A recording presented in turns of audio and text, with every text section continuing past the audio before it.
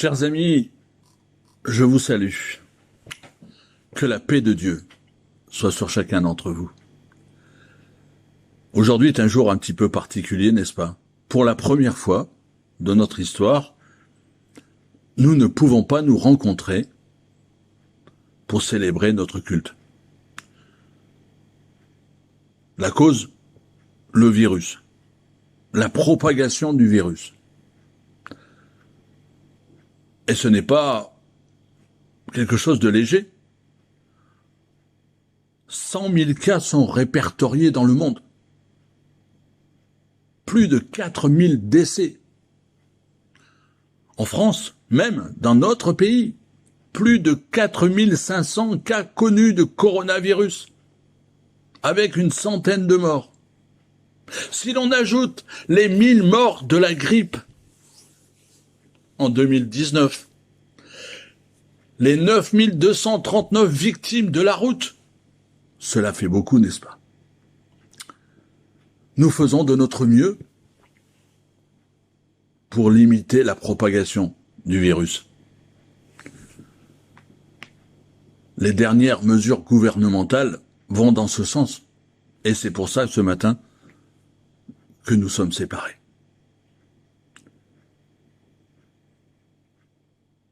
Comment répondre à une telle crise? Comment se positionner? Comment réagir? Avec la foi? Pas la peur? Nous devons regarder au cœur de la tempête et demander au Seigneur, que veux-tu que j'apprenne?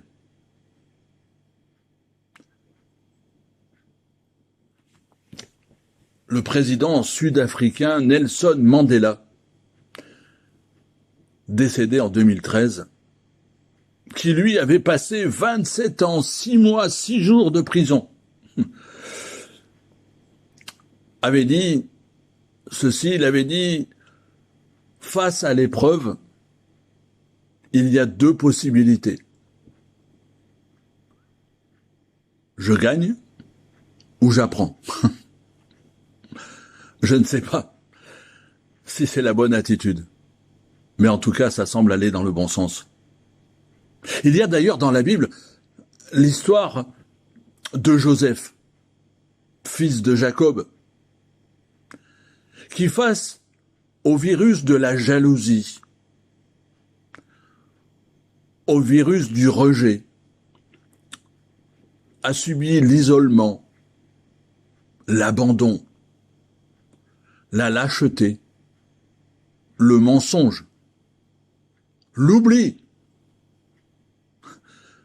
avant de devenir le numéro 2 du pays où il avait été emmené captif, de pardonner ses frères et de permettre à son peuple d'être nourri. Il y a bien d'autres cas qui, face à la contamination, au virus, à la haine, à la méchanceté, au tsunami de toute notre vie, on réagit. Ce matin, je vous propose pour ma part de faire un constat,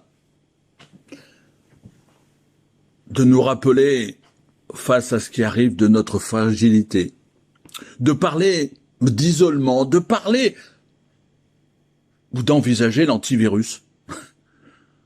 Je ne suis pas un scientifique, mais nous avons un antivirus. De jeter un regard sur ce qui est important et de terminer avec une question et une note rassurante. Faisons le constat, nous le faisons, de notre fragilité. Le livre des Psaumes, au chapitre 103, dans les versets 15 et 16, nous dit ceci. « L'homme, ses jours sont comme l'herbe. Il fleurit comme la fleur des champs. Lorsqu'un vent souffle sur elle, elle disparaît et la place qu'elle occupait ne la reconnaît plus. » Voilà des paroles qui nous rappellent que, voilà, comme les fleurs des saisons, notre vie a une saison Mais quand le vent souffle, quand le virus souffle, la fragilité, la brièveté de la vie est là. Mais alors, peut-on apprendre quelque chose de cette fragilité, de cette brièveté? Peut-être nous avons besoin de nous rappeler, ou d'être rappelés, que notre vie sur cette terre, elle n'est pas faite pour durer. Le livre des psaumes, toujours au chapitre 90, nous dit « Enseigne-nous à bien compter nos jours, afin que notre cœur parvienne à la sagesse. » Faisons le bilan que, face au virus, nous sommes tous égaux. Tous égaux. Ce virus dépasse les différences ethniques, les frontières. Il n'est pas chinois, le virus. Il n'est pas américain, il n'est pas français, il n'est pas européen, il n'est pas africain, il n'est pas asiatique. Non. C'est un virus qui touche tous les pays, tous les hommes, toutes les femmes, de toutes conditions. De la même façon, nous avons besoin de nous rappeler que Dieu lui-même, dans le livre de la Genèse, nous a créés à son image. Il a créé l'homme à l'image de Dieu, l'homme et la femme. Et nous avons entaché, nous l'avons pollué par ce virus du péché. La couleur de notre peau, la langue que nous parlons, nos accents, nos cultures ne font aucune différence face à Dieu, face aussi au virus. Aux yeux du monde, nous sommes tous différents. Face au virus, nous sommes tous égaux. Face à Dieu, Dieu veut sauver tout homme, nous dit la Bible. C'est peut-être une des choses que nous rappelle ce virus. Dans les moments de souffrance, dans les périodes de deuil, d'un seul coup, nous nous apercevons que nous sommes tous égaux, faibles et à court de réponse. C'est alors que nous prenons conscience que nous n'avons pas contrôle. Nous aimons contrôler les choses, contrôler les autres, contrôler les situations. Nous pensons que nous sommes les capitaines de notre vie, les maîtres de notre destinée. Ô capitaine, ô capitaine. Ce chant des années 60 résonne dans ma tête. La réalité telle que de nos jours, et plus que jamais, nous pouvons contrôler une bonne partie de notre vie. Contrôler les fermetures, contrôler la lumière, contrôler la sécurité, contrôler Internet, contrôler nos applications, contrôler même notre corps, par l'entraînement, par la diététique, par la médecine. Mais peut-être que d'un seul coup, nous prenons conscience que c'est une illusion, une bulle qui vient à sauter face au virus, en révélant la vérité. Nous ne sommes pas au contrôle. Un pasteur suisse du nom de Philippe Encausse, dans une correspondance récente avec un de ses collègues, a dit ceci, il a dit « Nous ne sommes pas en train de perdre le contrôle de nos vies. Ce que nous perdons peut-être, c'est l'illusion que nous étions au contrôle de notre vie, ce qui peut être douloureux, mais salutaire à la fois. » En ce moment, dans tous les pays touchés par le virus, l'Italie, l'Espagne, la France, pour ne parler que d'elles, les autorités tentent de contenir la propagation du virus, en fermant les EHPAD, ou au moins en les isolant, en fermant les écoles, les musées, les restaurants, les bars, les cinémas, les lieux de culte, même depuis hier. Ils ne sont pas fermés, ils sont ouverts, a dit le ministre. Mais sans que l'on puisse s'y réunir. Qu'en est-il de nous? Armés de nos gels désinfectants, nous essayons de réduire les risques. Et il faut continuer, du reste. Rien de mal avec ça. Mais sommes-nous au contrôle? Non. La première réaction, quand quelqu'un est supposé ou déclaré, nous l'isolons, nous le mettons en quarantaine, nous imposons un confinement. Les plus fragiles, les aînés, les enfants, les personnes atteintes de maladies, les crèches, les écoles. Et c'est tout à fait compréhensible. Mais cela entraîne encore plus de souffrance, des sentiments de rejet, des sentiments de peur. C'est Victor Hugo qui, à propos de Satan, a dit « L'enfer est tout entier dans ce mot, solitude ». Être exclu, isolé, n'est pas une chose facile à gérer, puisque nous avons été créés pour des relations. La première relation que nous avons brisée, c'est celle d'avec notre Dieu. L'autre relation que nous brisons le 3/4 du temps, c'est avec les autres, avec notre prochain. Mais de nombreuses personnes, maintenant, à cause de la maladie, doivent faire face à l'isolement. C'est une expérience que la communauté des lépreux au temps de Jésus connaissait déjà très bien. Forcés à vivre seuls, marchant dans les rues de leur ville natale en criant « Impur, impur !» nous dit le livre du Lévitique. Les lépreux, atteints de la plaie, portera sur son vêtement déchiré et aura la tête nue. Il couvrira la barbe et criera « Impur, impur !» Quelle est notre réaction? Et quelle peut être la réaction? Il est si facile d'être saisi par la peur, de voir la maladie partout,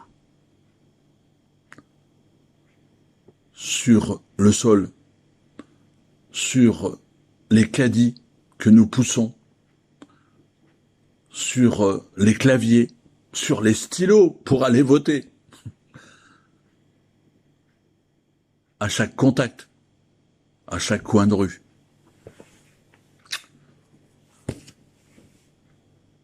Peut-être que cette crise, en fait, nous met au défi de réagir avec foi et non avec la peur.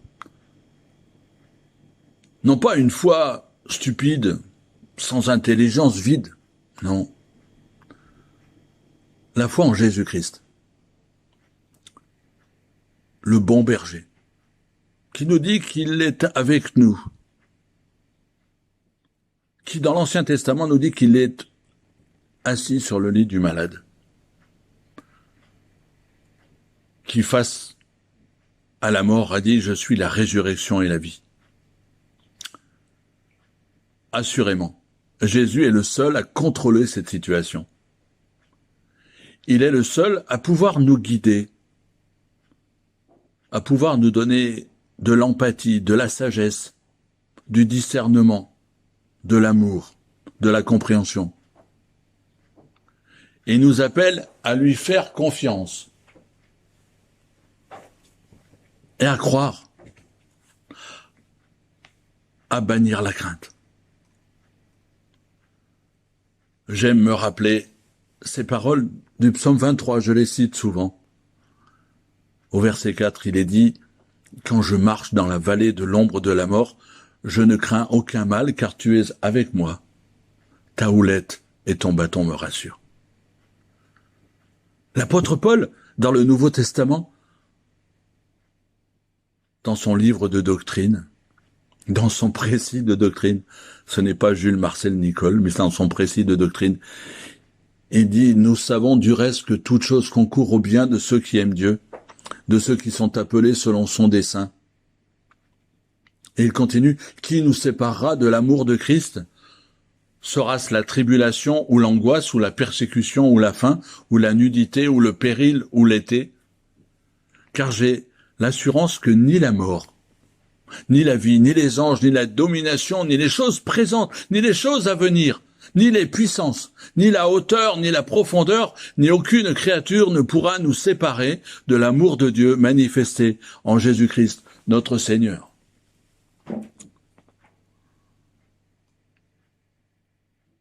J'ai parlé de l'antivirus dans mon introduction.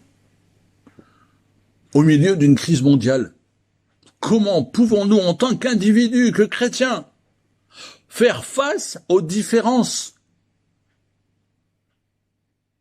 Nous sommes si petits, mais nous avons un grand Dieu. Nous pouvons faire quelque chose. Nous pouvons l'appeler, prier pour les autorités qui dirigent nos pays et nos villes, prier pour les équipes médicales, soignantes, prier pour les malades, prier pour les hommes, pour les femmes, pour les enfants, pour les personnes âgées, pour les gens infectés, prier pour les personnes qui ont peur, prier pour ceux qui vivent dans des zones infectées, pour ceux qui sont à haut risque, prier pour les autres malades. Priez que le Seigneur nous protège, nous garde, nous donne sagesse, que sa compassion soit manifeste. Dans la première épître à Timothée, Paul nous rappelle cette exhortation. J'exhorte donc, avant toute chose, à faire des prières, des supplications, des requêtes, des actions de grâce, pour tous les hommes, pour les rois, pour tous ceux qui sont élevés en dignité, afin que nous menions une vie paisible et tranquille. Ne serait-ce pas le cas face au virus?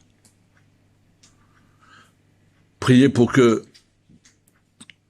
ce Dieu qui est en train de nous préparer une place nous accorde la paix.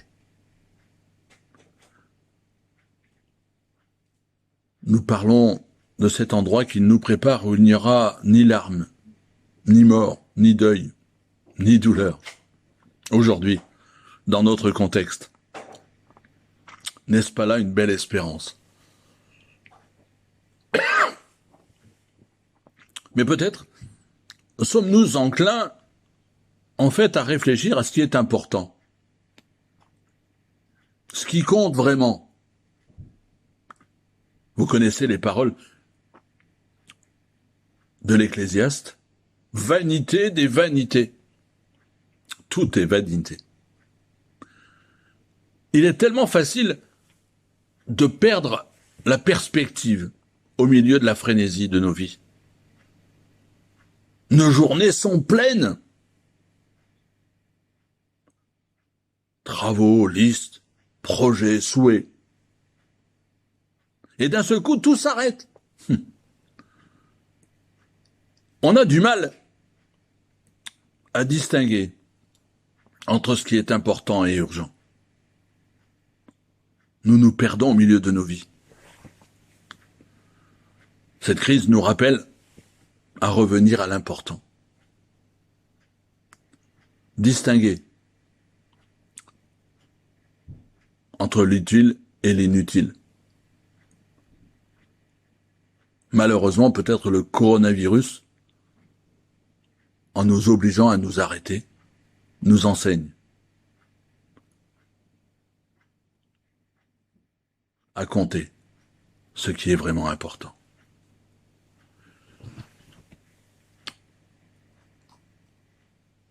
En terminant, j'aimerais nous poser une question. Quel espoir avons-nous face au virus? Car Jésus est venu sur terre pour nous avertir de l'existence d'un virus encore plus meurtrier que celui-là. Un virus qui a frappé tous les hommes, toutes les femmes, tous les enfants. Un virus qui se termine non seulement par une mort certaine, mais par une mort éternelle. J'aime les paroles de ce chant. Comme un souffle fragile. Ta parole se donne. Comme un vase d'argile, ton amour nous façonne. Ta parole est murmure, comme un secret d'amour, ta parole est blessure qui nous ouvre le jour. Comme un souffle fragile, ta parole se donne, comme un vase d'argile, ton amour nous façonne. Ta parole est naissance, comme on sort de prison, ta parole est semence qui promet la moisson. Comme un souffle fragile, ta parole se donne, comme un vase d'argile, ton amour nous façonne, ta parole est partage. Comme on coupe du pain, ta parole est passage, qui nous dit un chemin. Comme un souffle fragile, ta parole se donne, comme un vase d'argile, ton amour nous façonne. La plus belle des choses qui nous rassure. La plus belle et la plus importante des choses, c'est de garder confiance dans notre Seigneur. D'entretenir cette relation personnelle avec lui, qui nous ouvre les portes du ciel, qui nous garde en paix. Il a dit, je vous donne ma paix, je ne vous donne pas comme le monde donne. Shalom, paix sur chacun d'entre vous. Shalom Aleichem, je vous annonce la paix. Face au tsunami qu'est ce virus, face à la pandémie, nous avons besoin de paix. L'histoire de la Bible,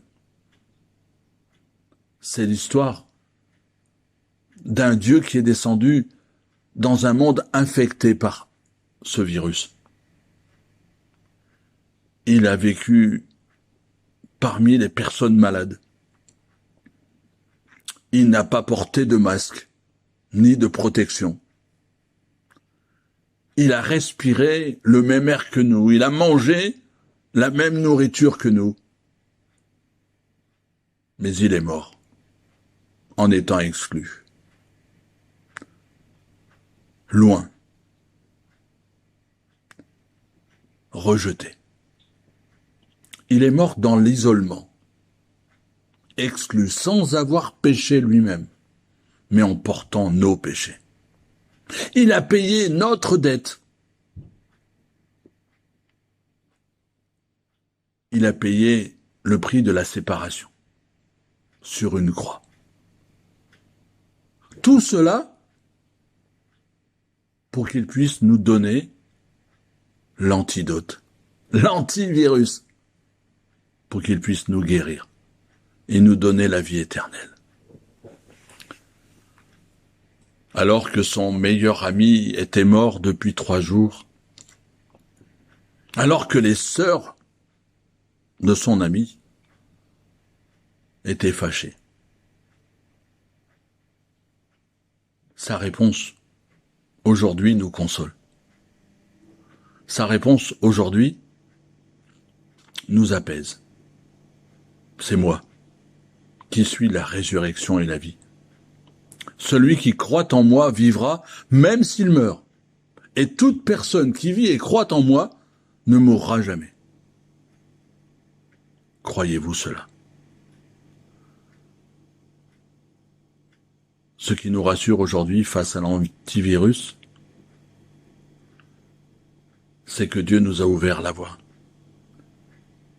La Bible dit que Dieu veut que tout homme soit sauvé. Oh, la Bible montre que tout homme ne sera pas sauvé. Mais ma question ce matin, avez-vous sécurisé votre relation avec Dieu pour que, au travers de cette tempête, l'assurance qu'il est avec vous, qu'il vous accompagne, que nous restons en contact malgré nos contacts physiques, malgré le fait de se voir, par son esprit, nous sommes en contact. Que Dieu vous accompagne, que Dieu vous donne sa paix. Shalom. Que Dieu, dans cette journée, vous nourrisse de sa parole, vous sécurise. Que dans vos éventuels déplacements, que dans tout ce que vous entreprenez, ce virus ne remette pas en doute le fait que Dieu vous aime et qu'il vous accompagne. Amen.